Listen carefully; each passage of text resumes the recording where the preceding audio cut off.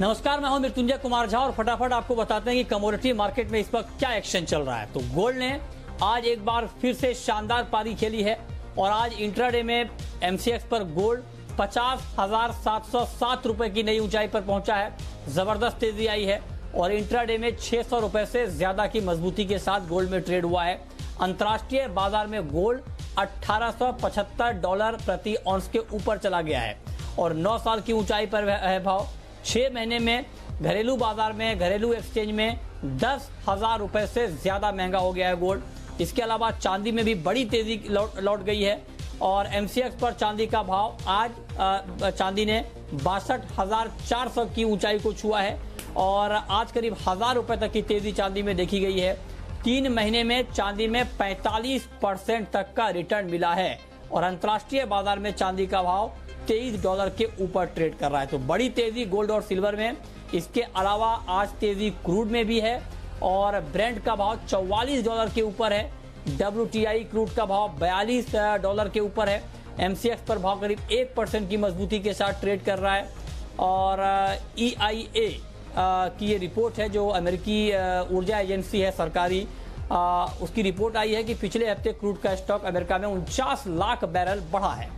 Metal को देखें तो मेटल मार्केट की चमक भी बढ़ती हुई दिख रही है और निकेल, जिंक, कॉपर, लेड ये सारे के सारे काउंटर बेस मेटल के एमसीएक्स पर हरे निशान में ट्रेड कर रहे हैं। इसके अलावा एग्री मार्केट में ग्वार गम की कीमतों में लगातार बड़ी तेजी का दौर जारी है और ग्वार गम का वायदा अब 6200 रुपए के भी पार निकल गया है। 2.5% की मजबूती है। हफ्ते भर में 11% तक दाम यहां पर बढ़ चुके हैं। तो ये 5 खबरें इस वक्त की, लेकिन इन 5 खबरों के बाद अब बात करते हैं 5 ट्रेडिंग कॉल्स की और ये बताने के लिए हमारे साथ हैं मोतीलाल ओसवाल के जिगर धर्मशी। जिगर जी, बहुत बहुत स्वागत है आपका। गोल्ड में क्या किया जाए सर, क्योंकि गोल्ड का मार्केट तो आज भी बड़ी तेजी के साथ ट्रेड कर रहा है, तो क्या इस भाव पर गोल्ड खरीदना ठीक है या थोड़ी गिरावट का वेट करें? जी हाँ, हमने देखा है कि गोल्ड एक नए लाइफ टाइम हाई के लेवल्स पे ट्रेड कर रहा है एमसीएक्स पे और देखा जाए तो 50,000 लेवल्स के ऊपर काफी कंसिस्टेंटली और सस्टेन हो रहा है। ओवरऑल ट्रेंड काफी पॉजिटिव है, बट हालांकि हमने देखा है कि मार्केट पिछले कुछ दिनों से काफी वॉलेटाइल रहा है, तो मैं समझता हूं कि हल्की सी गिरावट जरूर मिलेगी, प्रॉफिट बुकिंग जरूर रहेगा जहां से हम दोबारा से खरीदारी करके चल सकते हैं। ओवरऑल फंडामेंटल फैक्टर्स में देखें तो यूएस और चाइना की वजह से जो टेंशन चल रहे हैं उनकी वजह से गोल्ड में जो सेफर एसेट्स की जो बाइंग है, जो डिमांड है, वो काफी अच्छी काफी हद तक बढ़ रही है और दूसरी तरफ हमने देखा है कि जो एसपीडीआर में भी इन्वेस्टमेंट कंसिस्टेंटली बढ़ रहा है। तो ओवरऑल जो डायरेक्शन है गोल्ड का वो काफी तेजी का रहेगा। बट आज के सेशन में मैं सजेस्ट करना चाहूंगा कि अगर हल्की सी भी गिरावट आती है तकरीबन 50,300 के करीब, तो वहां पर खरीदारी करनी होगी। 50,050 के करीब का स्टॉप लगाना होगा और ऊपर के लेवल्स में 50,850 के टारगेट हम देख सकते हैं। तो हल्की सी गिरावट पे खरीदारी करनी बेहतर होगा आज के सेशन के लिए। ठीक है, तो आप कह रहे हैं कि थोड़ी सी गिरावट आ जाए, 50,300 के आसपास भाव आ जाए तब गोल्ड में बाइंग करनी चाहिए और अभी गोल्ड का भाव है 50,557। यानी आप ये कह रहे हैं कि 250 रुपए तक गोल्ड गिरे, नीचे आए, तब आप बाइंग करिए, तब आप फ्रेश बाइंग करिए 50,850 के टारगेट के लिए, लेकिन आपको 50,050 के स्तर पर स्टॉप लॉस जरूर लगाना है। ठीक है, क्रूड में क्या किया जाए जिगर?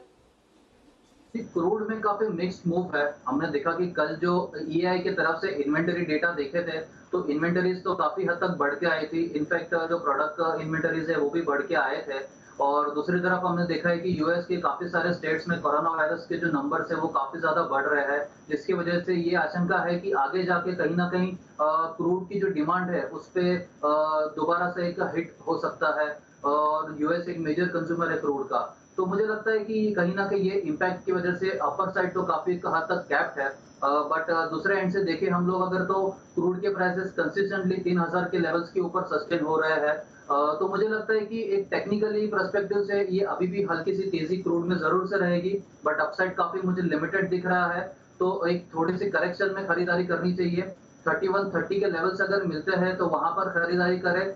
3090 का स्टॉप लॉस लगाना होगा और 3220 के टारगेट्स आज के सेशन में देखने को मिल सकते हैं। ठीक है, तो ये रहा आपकी क्रूड पर नेचुरल गैस में कोई ट्रेड आज के लिए बन रहा है क्या?